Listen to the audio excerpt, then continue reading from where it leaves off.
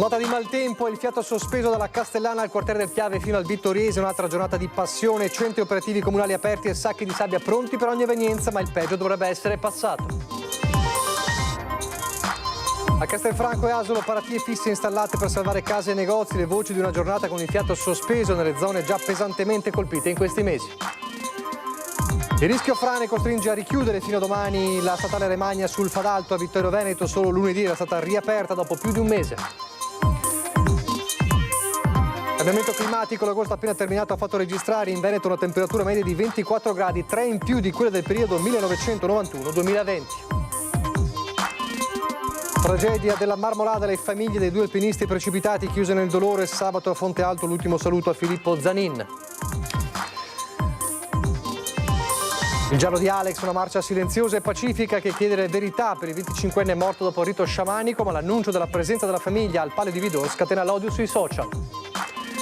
Spaccio di cocaina, arrestato dai carabinieri il pusher latitante da 4 anni che si faceva chiamare The King. Cittadella della Salute, il direttore generale dell'ULSS 2 Benazzi lancia l'appello alle ostetriche, l'azienda ne sta cercando 4, solo 2 hanno accettato la proposta di lavoro trevigiana. Mostra del cinema, premio Famiglia Cristiana per Antonio Albanese, la sua comicità che guarda anche al sociale, l'attore regista ai nostri microfoni dice ogni volta un'emozione qui al Lido. Telespettatori di Antenna 3, buonasera e ben ritrovati. Il telegiornale di Treviso è dunque in primo piano, l'abbiamo già raccontato nella nostra prima edizione.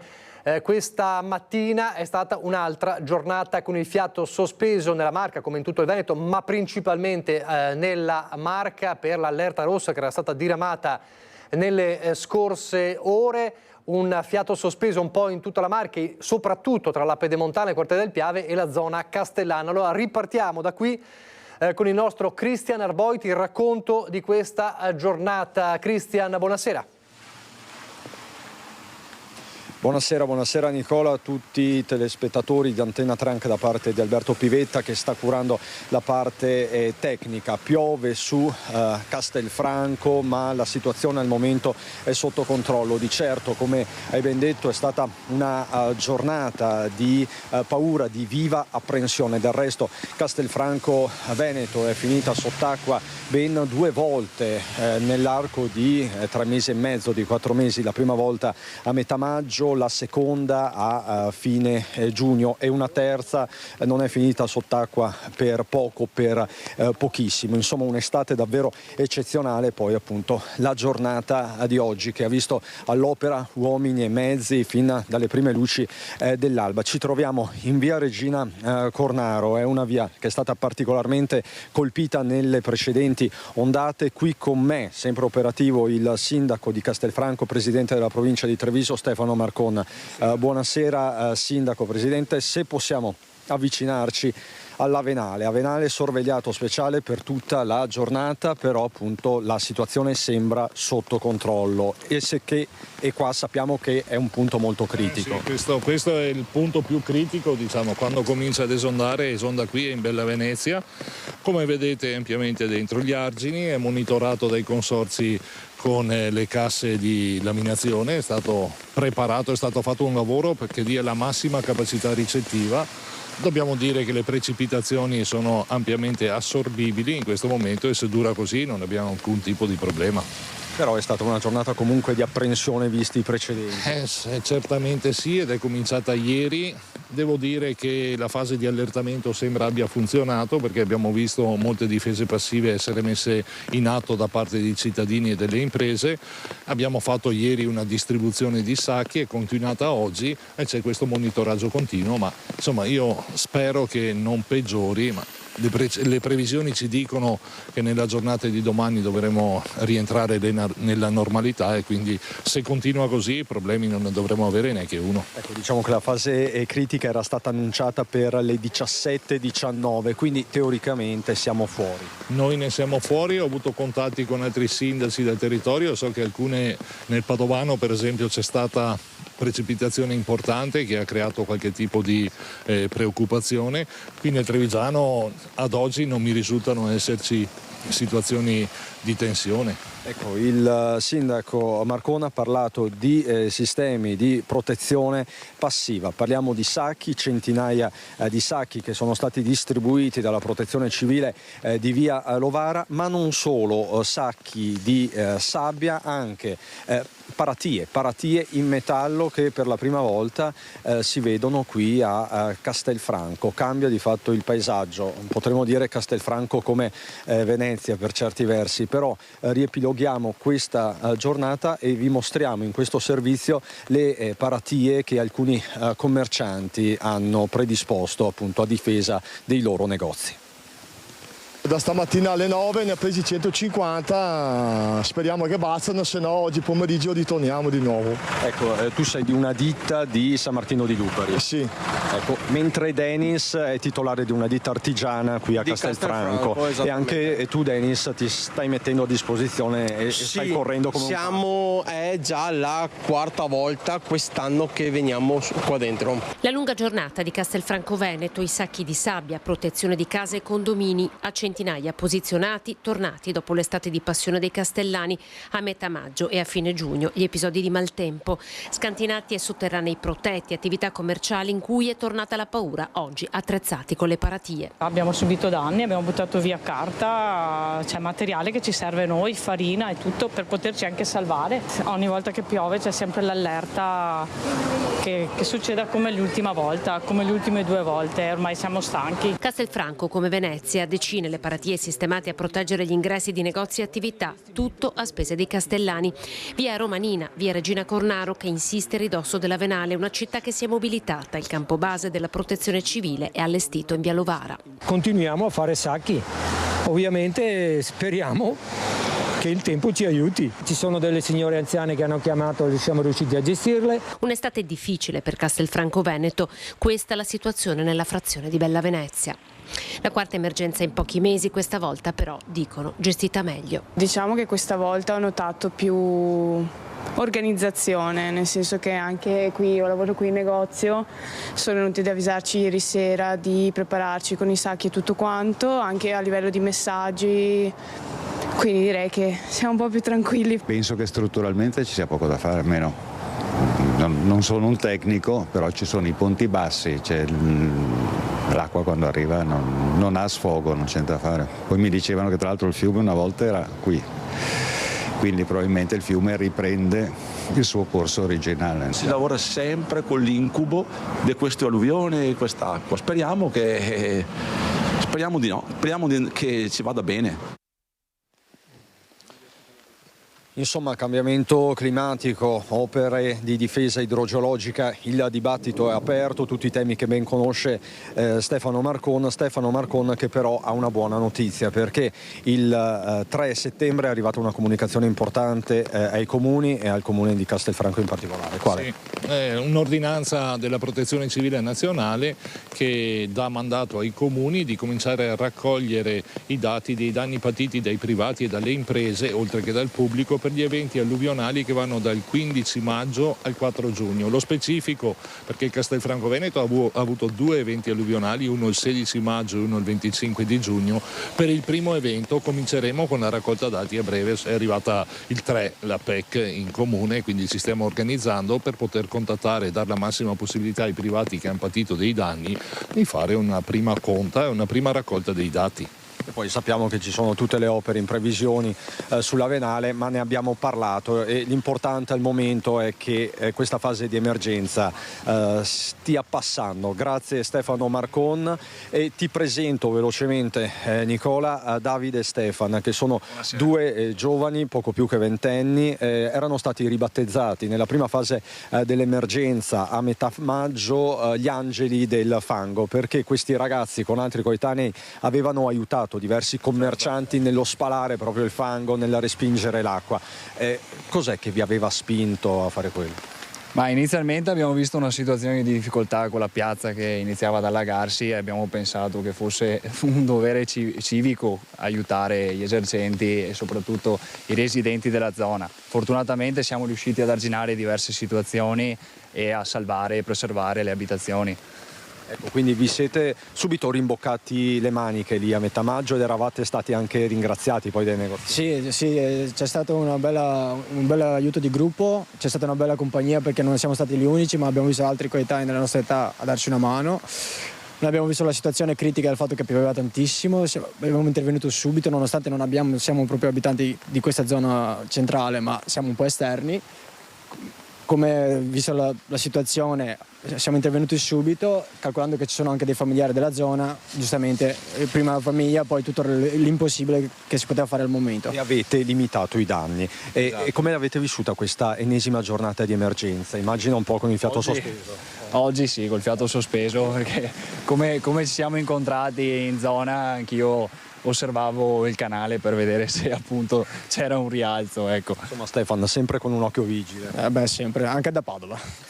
Grazie Stefan, grazie Davide, ed è stata una giornata con il fiato sospeso, anche quella vissuta ad Asolo. Anche Asolo nelle precedenti ondate di maltempo aveva avuto parecchi problemi. Abbiamo sentito la Protezione Civile e il sindaco. Con questo servizio poi ovviamente ti restituisco la linea con Alberto Pivetta.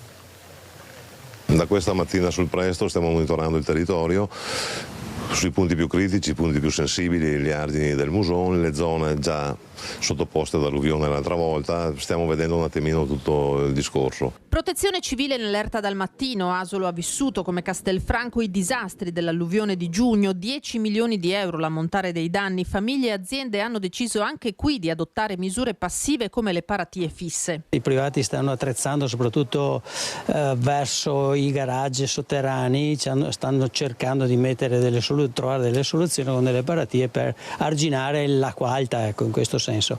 Ma più che altro noi si sta lavorando molto sul fiume Musone, che è quello che ha causato gran parte dei problemi di allagamento. Il Genio sta lavorando, ha iniziato dei bei lavori che stanno continuando, e lo stesso dicasi per il Brentella, il consorzio Piave, anzi, che sta lavorando, dovrebbe iniziare a lavorare anche a breve per tutti gli altri torrentini più piccoli. Mentre per il 2025, prosegue il sindaco, si sta predisponendo il piano delle acque, una mappatura della rete di scolo che deve stabilire innanzitutto di chi sia la competenza del mantenimento dei fossati. Però va anche detto che queste emergenze climatiche che provocano i 150 litri a metro in pochissimo tempo è ben difficile arginare, sono problemi molto molto grossi, che però bisogna iniziare a dare una risposta e cercare di incanalare e risolvere il problema. Casonetto, Pagnano, Ponte di Ferro, i punti che le precipitazioni più violente mettono a rischio sono diversi e il 2024 è un anno nero, come confermano i volontari di Protezione Civile. Sono stati mesi difficili questi. Sì, dopo maggio sì, certamente. Molto impegnati. Sì.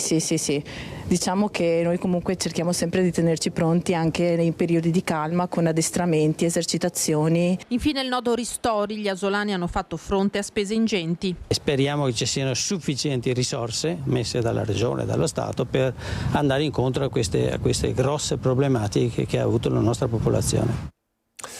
Allora, fin qui abbiamo visto una zona della Marca, le prese con questa giornata con il fiato sospeso, poi c'è un'altra area che ha seguito il nostro Lucio Zanato già da stamattina, il Vittoriese, il quartiere del Piave, le colline insomma del Prosecco. Lucio Zanato che si trova sul Fadalto a Vittorio, perché la notizia principale viene proprio da lì. Buonasera Lucio. Buonasera ai telespettatori di Antena 3, buonasera Nicola. Sì, sono sotto l'acqua qui, come vedete alle mie spalle la statale Alemagna è chiusa, ed è chiusa all'altezza di 9, esattamente dove sono stati fatti i lavori nel corso di quest'estate. E devo dirti che mentre aspettavamo di collegarci si sono fermate almeno 4-5 auto di cittadini assolutamente arrabbiati, perché dicono: abbiamo aspettato, abbiamo visto, abbiamo seguito questi lavori, abbiamo portato pazienza, adesso è bastata una pioggia neanche tanto intensa tutto sommato per chiudere ancora una volta il Fadalto. In effetti questo è il problema principale. Cosa è successo? Beh, sostanzialmente i sensori della frana, che è una frana storica, ci hanno raccontato c'è sempre stata, e non a caso la ferrovia ha creato dei tunnel artificiali. Questa frana si è mossa un po', è bastata un po' di pioggia, i sensori si sono attivati e questo ha creato subito l'allarme. Sono andato su, immagino state vedendo le immagini, in realtà diciamo diciamo che non ci sono grandi movimenti franosi, mettiamola così, però ovviamente quando scatta l'allarme tutto va a bloccarsi. Questo per quanto riguarda, diciamo, la zona del Fadalto e il Vittoriese. Devo dire che c'è stato un vero e proprio ribasso termico. Qui adesso fanno 18 gradi, tanto per fare il punto della situazione. C'è un attimo di pausa, fino a 5 minuti fa pioveva veramente a dirotto e devo dire insomma che si vede chiaramente questa alternanza di pioggia, non pioggia, e quando è pioggia intensa.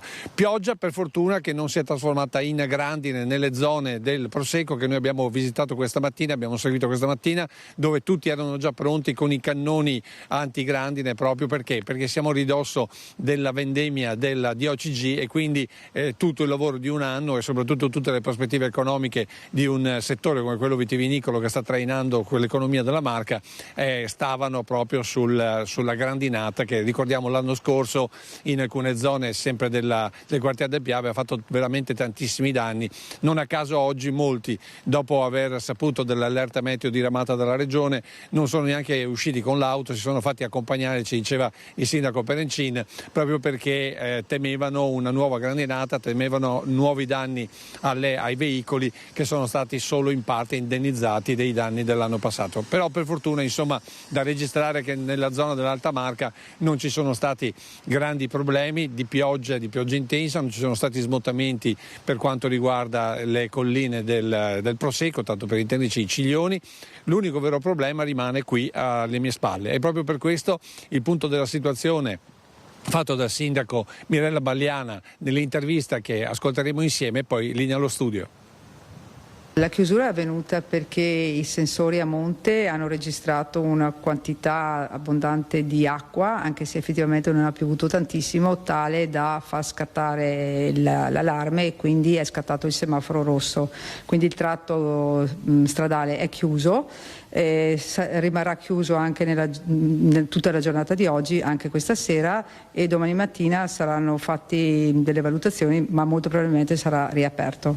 Ecco, l'altra notizia invece è che la deviazione autostradale è a pagamento. Sì, purtroppo per un breve periodo così delle 24 ore non è possibile far partire la gratuità dell'autostrada, e quindi questo purtroppo rimane un problema. È vero anche se dovessero susseguirsi altri problemi o con giorni importanti di chiusura, naturalmente c'è l'attivazione dell'autostrada gratuita.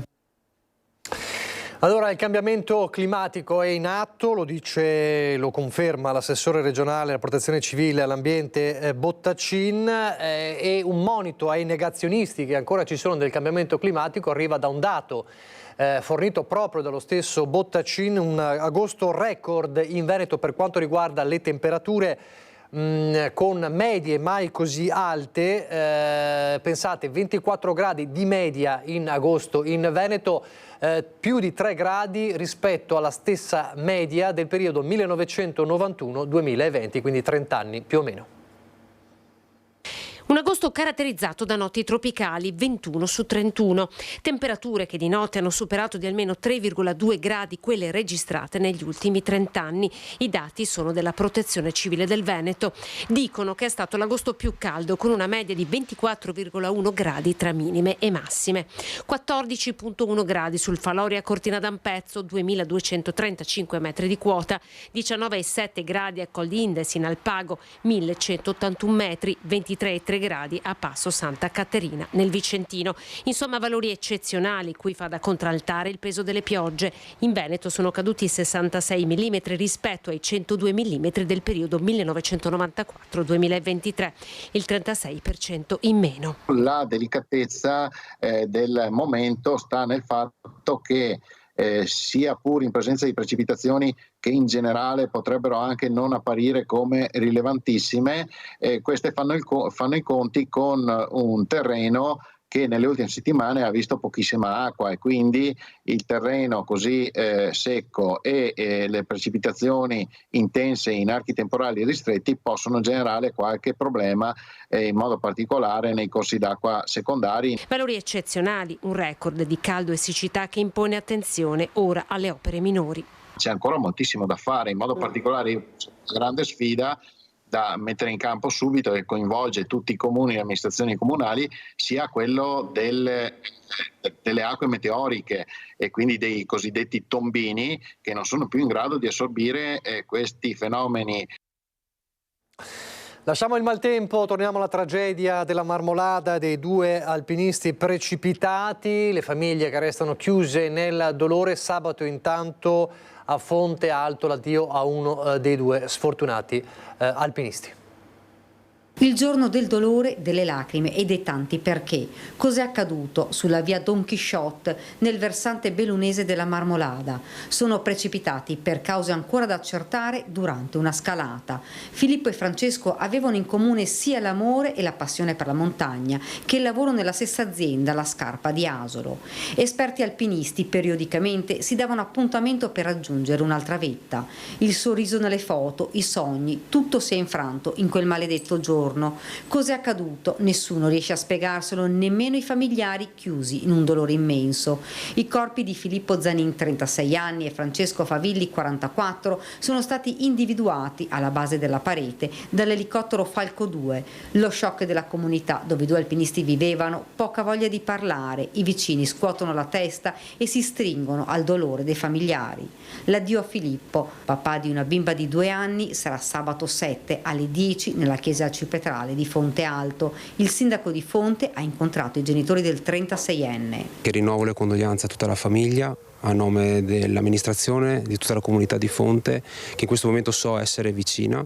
È un lutto pesante per la nostra comunità perché era un ragazzo solare, era un amico di tante persone, di tutti, aveva sempre il sorriso, quindi Filippo voglio ricordarlo così. Sindaco e amministrazione saranno presenti per l'ultimo saluto a Filippo. Gli staremo vicino per quello che si può fare in questi momenti, insomma. Francesco viveva dal 2022 nel comune di Maser, ma era originario di Pordenone. Lascia 2 figlie di 8 e 6 anni che vivono con la madre nel veneziano. Nei paesi regna il silenzio, ma rimangono quelle immagini dell'elicottero che perlustra la montagna ed il rombo di Falco 2 che squarcerà per sempre le speranze dei familiari. Filippo e Francesco erano lì, privi di vita, ai piedi di quella montagna immensa che tanto amavano. È ancora un giallo, come sapete, la morte di Alex Marangoni, il 25enne di Marcon, morto dopo un rito sciamanico nell'abbazia di Vidor. Domenica una marcia silenziosa e pacifica organizzata dalla famiglia per chiedere verità e giustizia, ma l'annuncio della presenza della famiglia del giovane nel giorno in cui c'è anche il palio di Vidor ha scatenato l'odio social. Ma state bene a casa, cosa c'entrano gli abitanti di Vidor? Se avete qualche protesta da fare andate in procura, rompete a chi sta indagando. Potete e dovete solo vergognarvi a scaricare le vostre paranoie su chi non c'entra niente. Una nuova ondata di odio social contro la famiglia di Alex Marangon. Il 25enne morto dopo un rito sciamanico organizzato all'abbazia di Vidor. Era la notte del 29 giugno quando Alex scomparve nel nulla. 3 giorni dopo il ritrovamento del suo corpo nei pressi del Piave. Un post, questo tra i più duri, ma altri sono stati pubblicati sui social come questo che dice: non si può bloccare un intero paese per un rito che è stato deciso da dei personaggi che non c'entrano nulla né con la Chiesa né con Vidor, bisogna essere responsabili delle proprie azioni.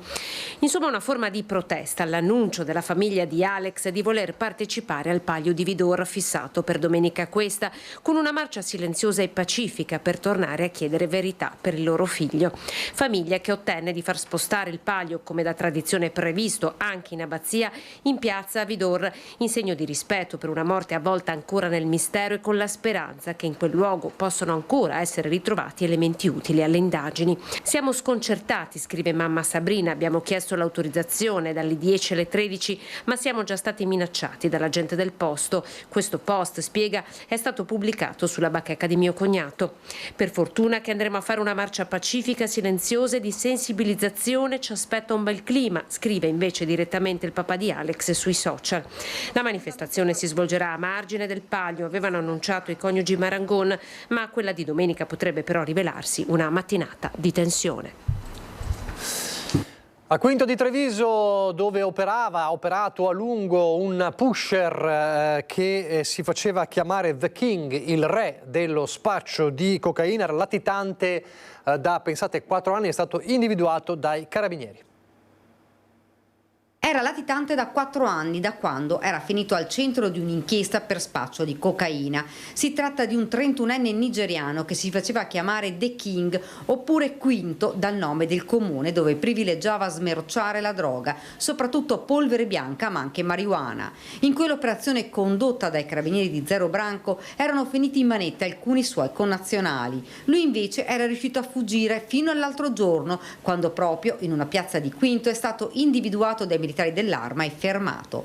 Per gli illeciti appuntamenti clienti e spacciatori si accordavano telefonicamente su orari, luoghi precisi e quantitativi. Nel 2020 i carabinieri sono riusciti a stroncare la fiorente attività di spaccio tra nigeriani in favore di assuntori trevigiani. Il 31enne, destinatario del provvedimento cautelare emesso nel 2020, è stato quindi tratto in arresto e condotto in carcere. Svariate centinaia le cessioni di dosi di stupefacente contestate all'uomo e ai suoi connazionali dal 2017 al 2020. Pochi istanti di pubblicità, poi di nuovo in diretta.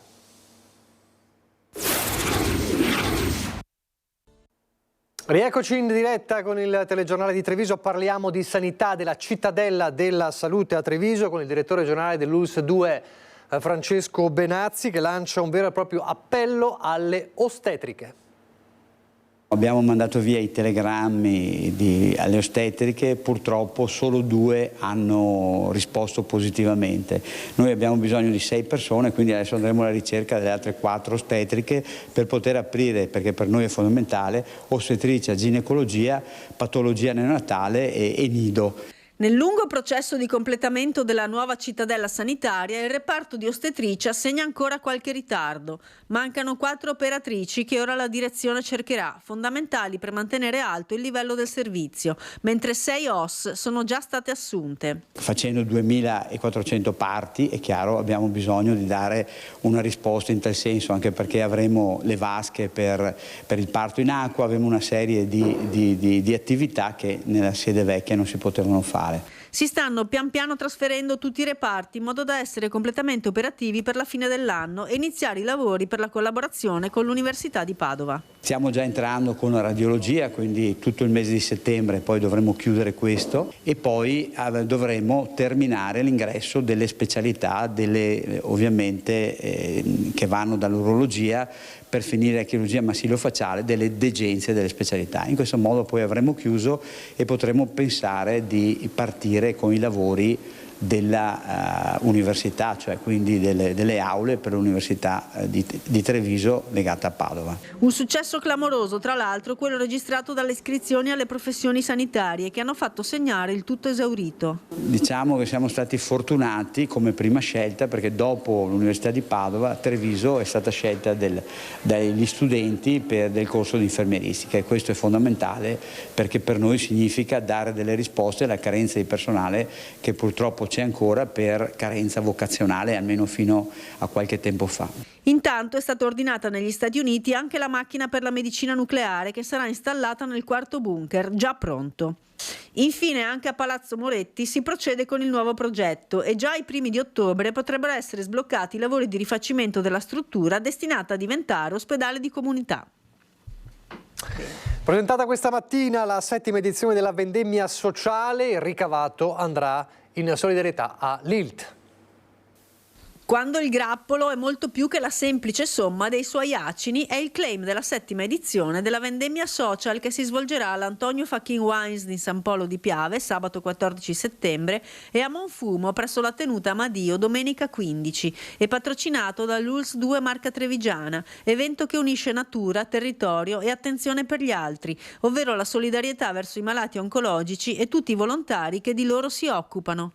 Giornate all'aria aperta in spensieratezza che regalano benessere sotto ogni aspetto, dato che si potrà partecipare anche a sessioni di Viet Tai Chi, disciplina orientale che attraverso la gestione del respiro e movimenti dolci aiuta ad affrontare stress e difficoltà di tutti i giorni. E oltre a portare le casse di glera si potrà anche partecipare alla pigiatura dell'uva con i piedi. È un momento di festa, è un momento per stare insieme, un momento di solidarietà e di condivisione. Il fine credo sia la cosa più importante, il fatto di dare un momento di gioia a chi purtroppo in quel momento magari vive o ha vissuto un momento poco felice, però grazie all'aiuto magari a piccole gocce si riesce magari a dare un contributo anche con questo momento. Un'altra delle ragioni per partecipare è la bellissima maglietta fucsia che sarà omaggiata a tutti coloro che sosterranno l'iniziativa sia attraverso la cena che il pranzo sociale. Una giornata dove non pensano alla malattia e a tutte le contingenze che ogni giorno devono vivere. Noi abbiamo anche dei ragazzi autistici che vivono in una residenza, stabilmente in una residenza lì in Pedemontana vicino a noi, che coinvolgiamo anche in altri progetti durante l'anno, ma ci teniamo ad avere anche in questo momento di feste di condivisione della vendemmia sociale. La LILT, Lega Italiana Lotta contro il Tumore di Treviso, sarà la beneficiaria di tutti i proventi. Lo scorso anno furono 4.000 gli euro donati, una goccia importante nel mare enorme di attività che tutti i volontari svolgono. Il problema oncologico in provincia di Treviso è rilevante perché coinvolge ogni anno 5.500 nuovi pazienti. Facciamo riabilitazione, linfodrenaggio che consente un buon recupero funzionale e anche qui abbiamo numeri che sfiorano il migliaio di casi ogni anno. Poi abbiamo un servizio di trasporto dei pazienti, circa 600 pazienti ogni anno vengono trasportati ai luoghi di cura e i nostri 30 mezzi che vengono impiegati, che coinvolgono 180 autisti volontari, hanno compiuto nello scorso anno 440.000 chilometri. Nella nostra provincia abbiamo circa 800 volontari che sono impegnati proprio per i compiti istituzionali della LILT. Dalla solidarietà al calcio, con la presentazione ieri sera della prima squadra delle nuove divise del Treviso Calcio, ci sono grandi aspettative per il gruppo allenato da mister Cacciatore. È una squadra forte sicuramente, ma lo sappiamo, non lo scopriamo di certo oggi. È una squadra pronta a fare un campionato importante e a dare tutto per questa maglia. Una maglia nuova, rinnovata e una prima squadra con obiettivi importanti. Il Treviso ha scelto gli impianti di San Bartolomeo per presentare divisa e giocatori della stagione 2024-2025.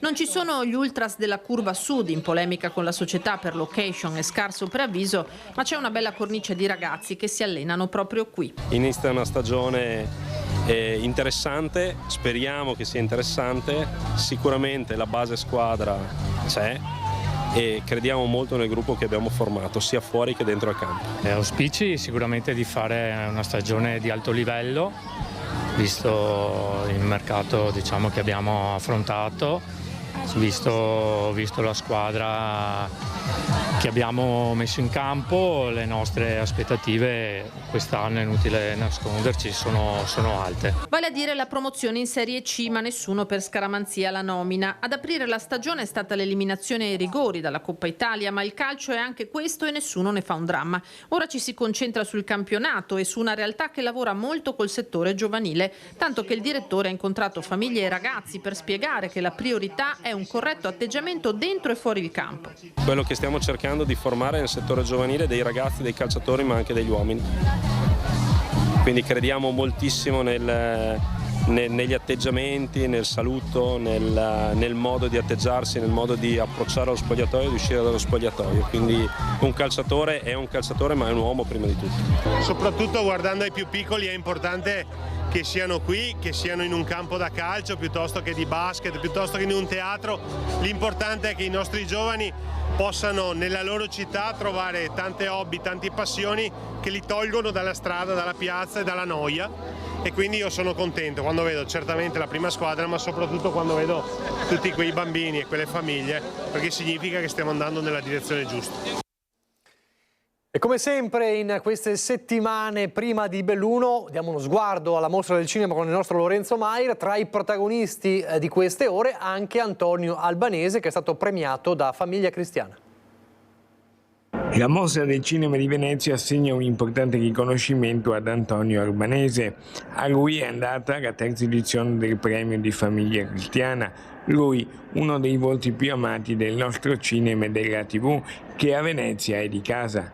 A consegnargli il riconoscimento il presidente della Fondazione Ente dello Spettacolo, Monsignor Davide Milani, e il direttore di Famiglia Cristiana, Don Stefano Stimamiglio, nativo di Bolzano, ma originario delle nostre terre venete di Treviso e Casieri di Dosson. Antonio Albanese qui a Venezia per ricevere un premio importante. Beh, è molto importante, sono particolarmente proprio orgoglioso perché in questo premio c'è la parola famiglia e per me la famiglia è qualcosa di sacro, è fondamentale per me la famiglia. La comicità come la tua fa anche riflettere. Cosa ne pensi essere qui a Venezia con questo genere di... Beh, essere a Venezia è sempre motivo di grande orgoglio. Io la prima volta a Venezia con Vesnava Veloce del grande mio amico Mazzacurati 30 anni fa. Poi sono ritornato con Carlo, poi con Pupi Avati, poi con Gianni Amelio, poi con i Fratelli Italiani. Sono stati sempre dei momenti molto belli qua a Venezia, molto belli, e questo è ancora di più. Inevitabile parlare con il premiato anche del suo capolavoro, 100 Domeniche. In 100 Domeniche io, leggendo e seguendo un'ingiustizia così spaventosa, mi è poi venuta voglia, grazie anche alla solidarietà e anche al sostegno di grandi esperti, di fare questo film, di raccontare questa orribile ingiustizia. Però volevo raccontarla cercando di far notare a noi, al pubblico, quali possono essere le conseguenze. Antena 3 e Media Nord-Est, insomma, buon tutto e fate sogni internazionali. Grazie dell'augurio allora anche di Antonio Albanese. Noi andiamo nella provincia di Belluno.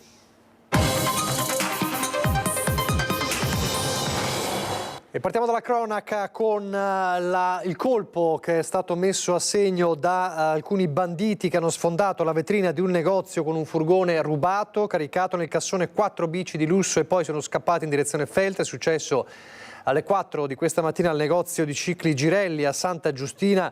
Sono stati i vicini di casa a mettere in fuga i ladri gridando dalle terrazze. Il bottino è di 4 biciclette del valore di 18.000 euro a fronte di danni più ingenti al negozio che oltre alla vetrata hanno subito, come vedete, danni anche a un'altra decina di biciclette. I ladri hanno fatto in tempo a dileguarsi prima dell'arrivo dei carabinieri che hanno avviato appunto l'indagine per risalire ai banditi. E poi un'altra notizia di cronaca con le gravi condizioni in cui versa l'ospedale di Belluno, un lattoniere di Auronzo di Cadore che lavorando questa mattina attorno alle 10 è precipitato da un tetto di un'abitazione di via Venezia per cause ancora da accertare. I soccorsi hanno richiesto l'intervento dell'elicottero atterrato su una piazzola a poche decine di metri dal luogo per caricare a bordo l'uomo e trasportato d'urgenza al pronto soccorso dove versa, come abbiamo detto, in gravi condizioni, quindi un grave infortunio sul lavoro. E poi torniamo a parlare, lo abbiamo visto nel telegiornale, nella parte diciamo di Treviso, la tragedia della Marmolada, che è solo l'ultima di tante tragedie che sono avvenute in questo periodo nel Bellunese. Sono stati mesi, gli ultimi 3 mesi davvero terribili, come accertano i dati di 20 decessi soltanto da giugno. Un'estate nera per le Dolomiti, nera come il colore della cronaca legata alle numerose tragedie che hanno segnato le vite dei molti familiari e amici delle vittime che sulle montagne hanno perso la vita. 20 morti dall'inizio di giugno per fatalità connesse alla frequentazione turistica o sportiva del territorio bellunese, di cui 3 registrati nella sola giornata di ieri, con la scomparsa della cordata Favilli-Zanini in Marmolada e il decesso a Taibona Gordino di un turista inglese precipitato con la tuta alare. È un numero che ci fa chiaramente riflettere sulla bellezza da una parte della montagna, ma anche l'attenzione che deve essere posta quando appunto si va in montagna. Un impegno 365 giorni l'anno, quello messo in campo dall'azienda sanitaria sul fronte dei recuperi e dei soccorsi in montagna, di cui massima espressione rimane l'attività senza sosta dell'elisoccorso, avvalorato negli ultimi anni anche dalla presenza del secondo aeromobile Falco 2. Più di 800 gli interventi complessivi da inizio anno, con il picco nel mese di agosto che ha visto impegnati 2 elicotteri in 211 operazioni, 7 giornate con 10 o più decolli, 152 nel periodo estivo solamente per Falco 2. Una serie di numeri che dicono quanto sia stato importante la presenza appunto dei 2 elicotteri qui nell'area dolomitica, naturalmente in rete con le altre realtà venete e delle province contermini, e quanto sia importante continuare a sviluppare questo percorso di urgenza emergenza. Un trend in continua crescita anno dopo anno, direttamente proporzionale al numero degli accessi turistici ai territori montani e per il quale lo sforzo richiesto a volontari, tecnici, medici, infermieri e tutto il personale della rete dei soccorsi è sempre maggiore, sempre più oneroso affinché si possa rispondere efficacemente a tutte le richieste di intervento. È una rete, quella dei soccorsi, quella dell'urgenza e dell'emergenza,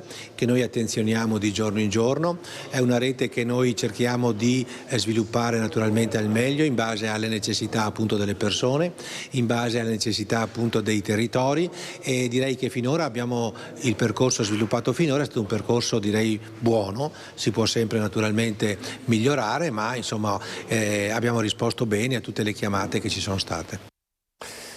Non si ferma la polemica nei confronti del progetto dell'invaso nella valle del Vanoi. Sul piede di guerra anche il primo cittadino di Arsiè, Ivano Faoro. È una storia antica. Della diga del Vanoi si è cominciato a parlare una quindicina di anni fa. La problematica la conoscevo, ero contrario allora, si immagina che non sono contrario adesso. A carattere perentorio il no del sindaco del comune di Arsiè, Ivano Fauro, rispettivamente al dibattuto tema della costruzione dell'invaso nella valle del Vanoi, che da mesi tiene banco sui tavoli della politica e delle amministrazioni locali, vedendo contrapposti gli interessi della pianura, che lo ritiene strategico per il rifornimento idrico all'agricoltura, e i territori coinvolti nella costruzione della diga, quelli a cavallo tra Veneto e Trentino, tutti contrari all'unanimità. Ed è un iter che procede, quello dell'invaso del Vanoi. La scorsa settimana sono stati avviati i dibattiti pubblici imposti dalla legge per le costruzioni di opere di questa portata, nonostante le diffide legali inviate da Trento, che parafrasando ha riportato a chiare lettere "nel nostro territorio mai", e la contrarietà espressa in più occasioni da parte della provincia di Belluno. Il sindaco del comune, che come si evince dagli studi effettuati dal consorzio di bonifica Brenta, titolare della progettualità dell'opera, sarebbe tra i primi ad essere invasi dall'acqua nel malaugurato caso del crollo della diga, non si capacita come si possa continuare a percorrere questa strada. Pensare di fare una diga dove tutta la provincia di Belluno, la provincia di Trento compresa, è contraria, la vedo una cosa molto difficile, la vedo una cosa distante e inattuabile, quindi non capisco perché ci sia ancora questo accanimento per provare a costruire una diga. Per Ivano Fauro il Vanoi non è la soluzione ai problemi idrici della pianura, ma esisterebbero soluzioni più efficaci ed indolori, come l'escavazione dei fondali del lago del Corlo. È una diga che secondo me non serve forse alla pianura per avere più acqua. Beh, non è l'unico metodo perché la pianura possa avere più acqua. L'escavazione del nostro lago sarebbe un sistema molto efficace. Dopo 70 anni il nostro lago è quasi per la metà invaso dai detriti, scavandolo sicuramente si recupererebbe più acqua. Sono interventi che poi portano a una maggiore capacità del lago e quindi sono interventi che secondo me la regione del Veneto dovrebbe caldeggiare e non caldeggiare altri interventi che sono al giorno d'oggi inattuabili. Allora, siamo in chiusura di telegiornale, chiudiamo con una notizia che probabilmente riguarda il maltempo. Abbiamo aperto parlando della giornata col fiato sospeso, non è improbabile, vi faccio vedere questa immagine che ci arriva dalla zona di Lancenigo con una voragine che si è aperta lungo la strada, siamo a Lancenigo di Villorba in direzione di Treviso, con appunto un'auto che è rimasta incastrata probabilmente per un'apertura, un buco che si è aperto sulla strada. Siamo a Lancenigo di Villorba in direzione di Treviso, quindi questa piccola voragine che si è aperta bloccando di fatto la circolazione. Con questa immagine ci lasciamo e grazie per averci seguito, arrivederci.